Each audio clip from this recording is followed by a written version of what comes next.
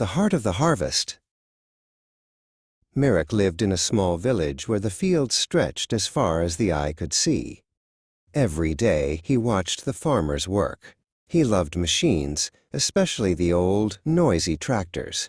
He often spent his afternoons cleaning the rust off his grandfather's old plow. Marek knew that machines were the heartbeat of the farm, and he wanted to understand how that heart beat.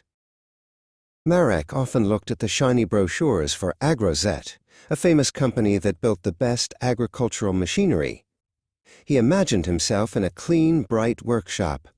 "If I had a job at Agrozet, I would build the strongest machines in the country," he whispered to himself. He knew that to work there, he needed to learn much more than just how to fix an old engine. One sunny morning, Marek's school arranged a trip to the Agrozet factory. When they arrived, a kind engineer named Petra met them at the gate.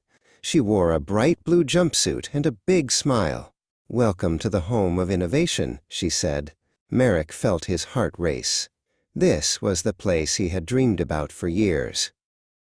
Petra led Marek through the assembly line. Huge red tractors stood in rows looking like giant toys. They were powerful and smart. "These machines use GPS to plant seeds perfectly," Petra explained. Marek touched the cold steel of a massive wheel. He was amazed by how much technology was hidden inside the heavy metal. "I love learning how complex engines work," Marek told Petra as they looked at a disassembled motor. Petra nodded enthusiastically. "So do I," she replied. "It is like solving a giant puzzle every single day. If you understand the small pieces, you can control the whole machine." Marek felt happy to find someone who shared his passion. As they walked further, they saw a machine that had failed a quality test. "I don't like seeing machines break down or go to waste," Marek admitted.